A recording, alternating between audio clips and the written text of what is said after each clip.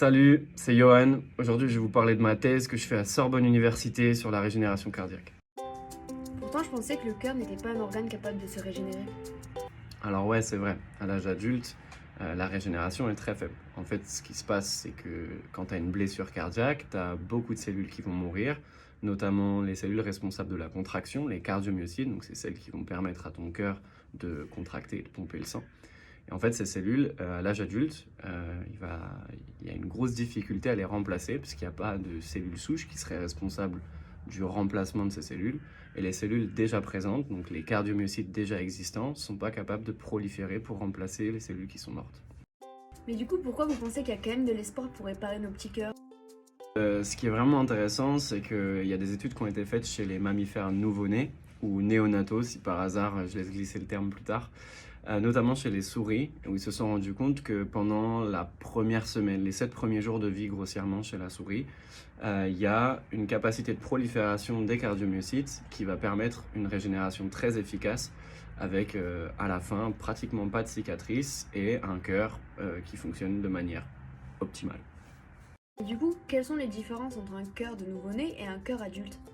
À la naissance, tu as une augmentation des niveaux d'oxygène dans le tissu cardiaque qui va permettre de produire plus d'énergie. Cette énergie, elle est importante pour assurer une fonction de contraction efficace, mais en contrepartie, le cardiomyocyte qui utilise plus d'énergie va aussi perdre la capacité à proliférer. Donc chez la souris, ça se fait sur les 7 premiers jours de la vie.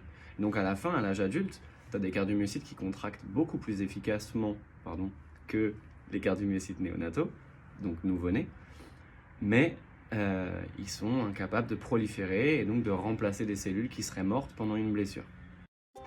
Donc toi, dans ce contexte, quel est ton projet?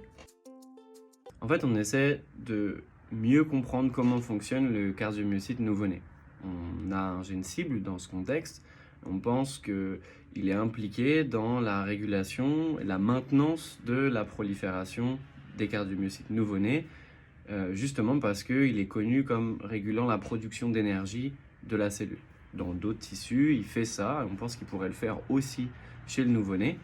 Et l'idée, c'est de mieux comprendre comment cette régulation se fait chez le nouveau-né pour essayer ensuite de voir si, en activant ce gène chez l'adulte, on peut stimuler la prolifération des cellules et permettre une régénération après une blessure cardiaque.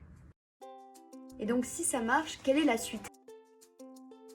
Bah bon, déjà, tranquille, hein, on n'a pas prévu de faire des humains OGM, ça c'est pas du tout au programme. L'idée, c'est que ce qu'on fait nous, c'est ce qu'on appelle une preuve de concept, c'est montrer que via un mécanisme qu'on étudie précisément, on peut stimuler la prolifération de cardiomyocytes à l'âge adulte. Si c'est possible, on n'ira jamais utiliser ce gène chez l'humain. L'idée, ça va être de faire une molécule, un médicament en fait, qui va être capable de mimer l'effet de l'activation du gène que nous on étudie. Donc comme je dis, c'est plutôt conceptuel et si ça fonctionne, il faudra aller faire quelque chose d'appliqué qui n'implique pas de faire des OGM avec des humains. Bon ben voilà, c'est la fin de la première vidéo sur Science Ma Vie. J'espère que vous avez passé un bon moment. Moi en tout cas, je me suis régalée, donc merci mon Yo. Et puis bah, en plus d'être hyper intéressant, mine de rien, ça nous laisse un espoir pour pouvoir peut-être un jour réparer nos petits cœurs après un accident cardiaque qui est quand même l'une des causes les plus importantes de mortalité dans les pays développés. En tout cas, on vous dit à très bientôt pour une prochaine vidéo. Et puis mettez un petit cœur et on vous dit À bientôt. les petits cœurs. À bientôt les petits cœurs. Ah!